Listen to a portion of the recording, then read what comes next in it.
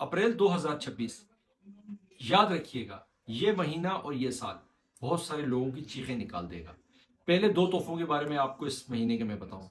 एक है, दूध की कीमत में कराची में 20 रुपए पर लीटर इजाफा हो गया है। और दूसरा, जो कि आज के दौर में तकरीबन हर घर में इस्तेमाल हो रही है, उसकी कीमत में 50 रुपए इजाफा हो गया है।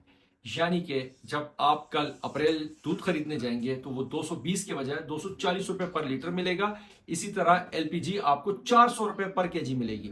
ओगरा के जो भी रेट है वो ओगरा जाने और वो दुकानदार जाने, क्योंकि हमें तो कभी भी ओगरा के रेट पे एलपीजी नहीं मिलती।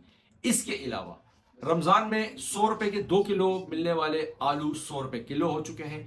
प्याज 100 रुपए से ज्यादा हो चुकी है। ये मामला यही नहीं ठहरेगा।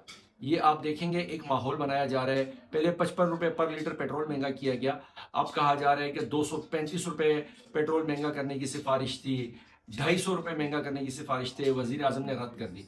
अब आप देखेंगे अप्रैल के किसी भी हफ्ते में यह ऐलान कर दिया जाएगा कि हमने तो बहुत बर्दाश्त किया और बहुत मैनेज करने की कोशिश की, नहीं हुआ मैनेज, और हम अब मजबूर हैं ये पेट्रोल की कीमत बढ़ाने पे। यानी 325 रुपए वाला पेट्रोल मुमकिन है कि 400 रुपए लीटर तक, या शायद खुदा न खास्ता इससे भी ज्यादा महंगा हो। सारी सूरत हाल में तनख्वाहदार फंस जाएगा, मारा जाएगा तनख्वाहदार, क्योंकि दुकानदार कल से ही रेट चीज़ों के बढ़ा देंगे। ठेले वाला अपने चीज़ों के रेट बढ़ा देगा, जो 100 रुपए दे रहा था वो 120 रुपए देगा। वो तो खुद को पूरा कर लेगा, लेकिन जिस शख्स की फिक्स सैलरी है, 4-4 5-5 सालों से हमारे इदारों में जो पाकिस्तान में सैलरियाँ नहीं बढ़ती, उनका क्या होगा? उनका मालिक तो उनकी सैलरी लेट कर देता है और ये कहा जाता है कि भाई हम तो खसारे में हैं।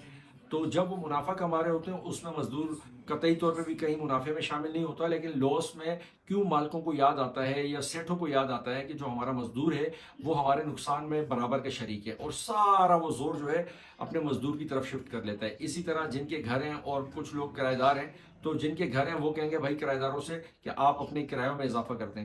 ये जो मैं आपसे फिर कह रहा हूँ, अप्रैल 2026 से नोट कर दें, बहुत ही खतरनाक है। तबीयत से महंगाई आने वाली है, तबीयत से। इस सारी जंग में जहां आम आदमी मारा जा रहा है, पिस रहा है।